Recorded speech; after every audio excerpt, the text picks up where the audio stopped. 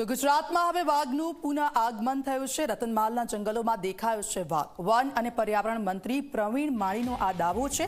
જંગલમાં રાખેલા કેમેરામાં ટ્રેપ થયો છે વાઘ। વાઘનો ગઈકાલનો એક વિડીયો પણ વાયરલ થયો હતો। વાઘની સંખ્યા વધે તે દિશામાં વન વિભાગના પ્રયાસો છે। મહત્વનું છે કે દાહોદના રતનમાલના જંગલમાં ફરી એક વખત વાઘ દેખાયો છે। અગાઉ ફેબ્રુઆરી મહિના પહેલા પણ આ જંગલોમાં વાઘ દેખાયો હતો।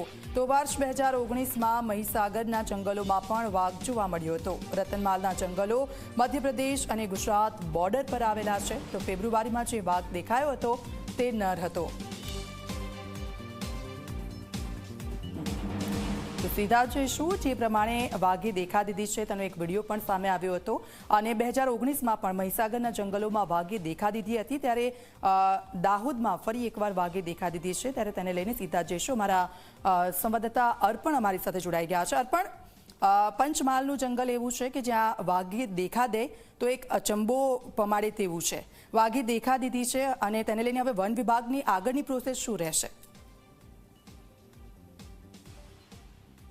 દીક્ષિતા, પ્રથમ તો સ્પષ્ટતા કરું કે પંચમહાલ અને દાહોદ જિલ્લા બંને અલગ છે અને હાલ જે આ વાઘ દેખાયો છે એટલે એકવાર નહીં પરંતુ છેલ્લા કેટલાય સમયથી એટલે કે લગભગ 8-10 મહિનાથી આ વિસ્તારમાં તે સ્થાયી થયેલો છે અને આ વાઘ મધ્યપ્રદેશમાંથી આવી અને દાહોદનું જે રતનમાળનું રીંછ અભયારણ્ય છે, સત્તાવાર રીંછ અભયારણ્ય છે કે જે મધ્યપ્રદેશની બોર્ડરે પડે છે, સાથે જ ગુજરાતનો પંચમહાલ જિલ્લો પણ તેને જોઈન્ટ થાય છે। અને પાછળની તરફનો ભૌગોલિક પરિસ્થિતિની વાત કરીએ તો વડોદરાનો જે છોટા ઉદેપુરનો વિસ્તાર છે તેનો પણ ગ્રામીણ વિસ્તાર આ વિસ્તારમાં પડે છે। એટલે ખૂબ જ ગાઢ જંગલ છે અને વાઘ માટે કહી શકાય તેવું સંપૂર્ણ સાનુકૂળ વાતાવરણ છે। હાલ આપણે જે વાત કરી રહ્યા છે તે લગભગ 4.5 થી 5 વર્ષનો લગભગ પુખ્ત મેલ વાઘ છે કે જે મધ્યપ્રદેશમાંથી ફરતો આ જંગલ વિસ્તારમાં આવ્યો છે। એટલે સૂત્રો પાસેથી મારી પાસે જે માહિતી આવી છે તે મુજબ સૌપ્રથમ ગત ઓક્ટોબર 2024માં તેના પંજાના નિશાન મળ્યા હતા। સામાન્ય સંજોગોમાં આ વિસ્તારમાં દીપડાની વસ્તી, રીંછની વસ્તી ખૂબ જ વધુ છે, પરંતુ દીપડાના પગમાર્કની વાત કરીએ તો લગભગ 4 થી 4.25 ઇંચનો તેનો મહત્તમ ઘેરાવો હોય છે દીપડાના પગલાનો। પરંતુ આ જે પગમાર્ક મળ્યો હતો વન વિભાગે તેના ઓફિશિયલી માપ લીધો હતો અને આનો માપ લગભગ 5 ઇંચ કરતાં પણ વધુ હતો। એટલે આ જે પગમાર્કનો વ્યાસ મોટો હતો તેના પરથી કન્ફર્મ થઈ ગયું કે આ વાઘના નિશાન છે। સમયાંતરે વન વિભાગના કર્મચારીઓ ત્યાં ટ્રેકિંગ કરતા હોય છે, તેમનું જે પેટ્રોલિંગ કરતા હોય છે તો વધુ કેટલાક તેની હાજરીના પુરાવા મળ્યા હતા અને ત્યાં જે જગ્યાએ પગમાર્ક મળ્યો હતો તે બાદ વન વિભાગે ત્યાં પાણીનો કુંડ બનાવ્યો, જેથી કરીને જે વાઘ હોવાની જે સંભાવના હતી તેને કન્ફર્મ કરી શકાય। તબક્કાવાર તેઓએ કેમેરા ટ્રેપ પણ ગોઠવ્યા હતા જેનામાં વાઘની હાજરી પણ જણાઈ હતી। એટલે વાઘ છે સમયાંતરે તે અહીંયા આવી રહ્યો છે। તે ધીમે ધીમે સમય જતાં કન્ફર્મ થયું કે ફક્ત મુલાકાત નથી રહી રહ્યો પરંતુ રતનમાળના જંગલોમાં તેને પોતાનું સ્થાયી નિવાસ બનાવી દીધો છે। એટલે ગુજરાત માટે ફરી એકવાર ખૂબ મહત્વની વાત છે કે લાંબા સમય બાદ ગુજરાતમાં કોઈ વાઘે પોતાનું કુદરતી રહેઠાણ બનાવ્યું છે। આપણે જે વાત કરી રહ્યા છે કે 2019માં એકવાર વાઘ આવ્યો હતો અને તે ફરતો મહીસાગરના જંગલ સુધી પહોંચ્યો હતો, પરંતુ કમનસીબે ભૂખમરાના કારણે એટલે કે તેને પૂરતો ખોરાક ન મળવાના કારણે તેનું મોત થઈ ગયું હતું। તે વિષય આખો પતી ગયો હતો, પરંતુ છેલ્લા કેટલાય સમયથી ચર્ચાઓ ચાલી રહી છે કે વાઘ ગુજરાતમાં ફરી એકવાર વાઘ આવ્યો છે। આખરે રાજ્ય સરકારે પણ કન્ફર્મ કર્યું છે। લગભગ 120 કિલોમીટરની હાલમાં તેની ટેરિટરી છે જેનામાં તે ફરી રહ્યો છે।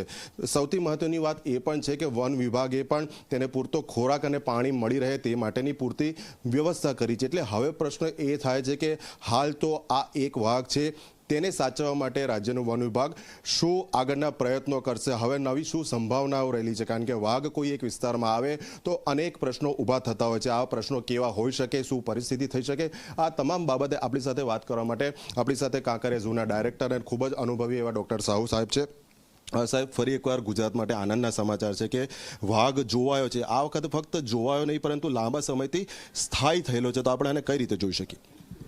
અત્યારે હું એડવાઇઝર તરીકે કામગીરી કરું છું, તો જે બહુ ખુશીનો સમાચાર છે કે ગુજરાત રાજ્યની અંદર ફરીથી વાઘ આપણે ત્યાં દેખાયો અને છેલ્લા કેટલાક મહિનાથી ગુજરાત રાજ્યમાં એ અહીં રહે છે આપણે ત્યાં। મધ્યપ્રદેશમાં ખૂબ જ મોટી માત્રામાં જંગલ છે અને ત્યાં વાઘની સંખ્યા પણ વધારે છે। પ્રાણીઓની એક વિશેષતા હોય છે, ખાસ કરીને કાર્નિવોરસમાં, કે જેટલા બી સિંહ અને વાઘ જે છે જ્યારે એની સંખ્યા વધે એ માટે મેલને મેલ અલગ કરી દે સિંહ જે છે એ તો પ્રાઇડમાં રહી શકે, પણ ટાઈગર જે છે એ સોલિટરી એનિમલ છે. એ માટે જેવો બચ્ચા જે છે મોટો થાય એ માટે એનો ફાધર ક્યાં તો બચ્ચાને મારી નાખે અથવા ગ્રુપથી બહાર ફેંકી દે. એ માટે આ જે 5 વર્ષનો આપણે જે બાઘ દેખાય છે એ એવો જ થયો હશે કે જે ગ્રુપમાં હશે ત્યાં, મતલબ જે ટાઈગરના બચ્ચા, એ માટે એના ફાધરે એને ટેરિટરીથી અલગ કર્યો. પોતાની ટેરિટરી બનાવવા માટે એ જગ્યાએ શોધતા હવે અહીં ગુજરાત રાજ્યમાં આવ્યો છે અને દાહોદમાં જે દેખાયો હવે અહીં સ્થાયી થશે. સારી બાબત એ છે કે 6 મહિના કરતાં વધારેથી એ જે અહીં છે એ માટે લાંબા સમય સુધી રહેશે. એ માટે પોતાની ટેરિટરી એને એક સરસ બનાવી લીધી. અને આપણે જે છે એ ડિવિઝન કરીએ છીએ કે મધ્યપ્રદેશ છે કે ગુજરાત છે, એ લોકો માટે એવો કશું પણ નથી. જંગલ એકબીજા સાથે અટેચ છે. જ્યાં એમને કમ્ફર્ટ લાગે, જ્યાં એન્વાયરમેન્ટ સારો હોય. બાઘને ખૂબ પાણી જોઈએ છે, પાણીમાં જઈને બેસે છે, પાણી પીએ છે, પાણીમાં સારી રીતે તરે છે, જ્યારે સિંહને પાણી બહુ વધારે ગમતો નથી.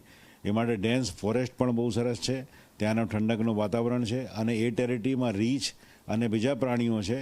પરંતુ બાઘને કોમ્પિટિશન આપવા માટે બીજા કોઈ પ્રાણી લાર્જ કેટ છે નહીં. એ માટે બાઘ સારી રીતે ત્યાં રહી શકશે.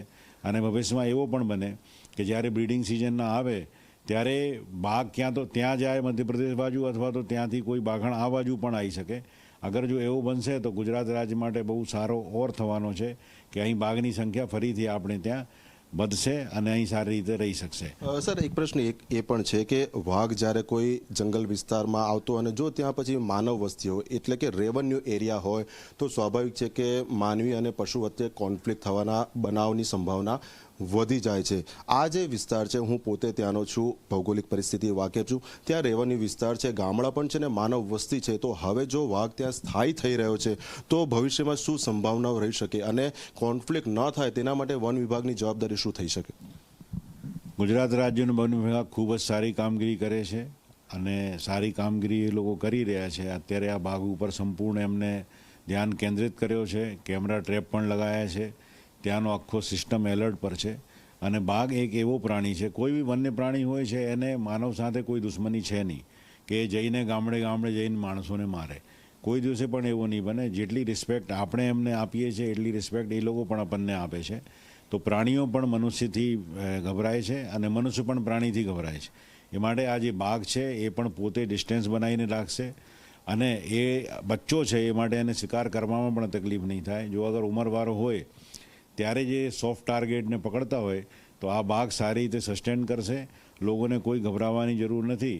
પરંતુ જ્યારે પણ બાઘ દેખાય ત્યારે એને ડિસ્ટર્બ નહીં કરવો, એની પાછળ દોડવો નહીં, પોતે પણ એને જોઈને ભાગવો નહીં. કેમ કે બાઘ જે છે એ પાછળથી અટેક કરે છે. તો અગર જો બાઘ દેખાઈ જાય તો તમારે એમ તમારી પીઠ બતાવવી નહીં. અગર પીઠ બતાવીને તમે દોડશો તો એ પછી પકડવાનો પ્રયત્ન કરશે. મૂવિંગ ઓબ્જેક્ટ ઉપર એ લોકો અટેક કરતા હોય.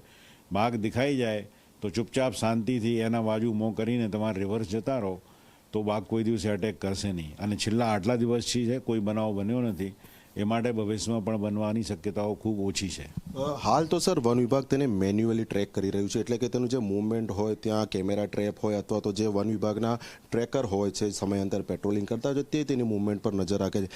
આ કિસ્સામાં વાઘને ન્યુટ્રલાઇઝ એટલે કે આપણે એને ટ્રેન્ક્યુલાઇઝર્સ ગનથી ક્યાંક સંભાવના બને તો રેડિયો કોલર પહેરાવવાની સંભાવના ખરી, જેથી કરીને એનું માસ લેવલે મોનિટરિંગ થઈ શકે.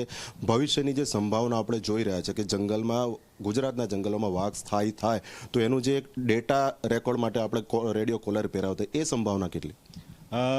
એવો હાલમાં નહીં કરવો જોઈએ. રેડિયો કોલરિંગ કરી શકાય પણ અત્યારે રિસ્કી કહેવાય. જો અગર આ બાઘને આપણે છંછેડીએ તો બાઘ ગભરાઈને ફરીથી પરત જઈ શકે છે અને રેડિયો કોલરિંગ કરવા માટે એને ટ્રેન્ગ્યુલાઇઝેશન કરવો પડે.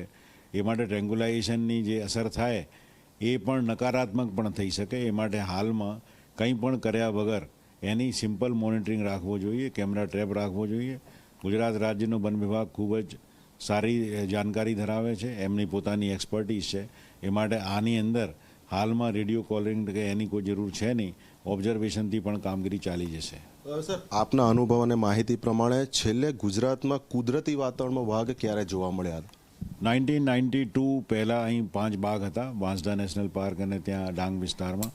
પછી ધીરે ધીરે કોઈ પણ કારણસર એ પછી મહારાષ્ટ્ર કે મધ્યપ્રદેશ કોઈ બાજુ જતા રહ્યા. તો ટાઈગર જે કોઈ બી પ્રાણી છે એનો પોતાનો અનુકૂળ વાતાવરણ હોય ત્યાં જ રહેવાનો પસંદ કરતા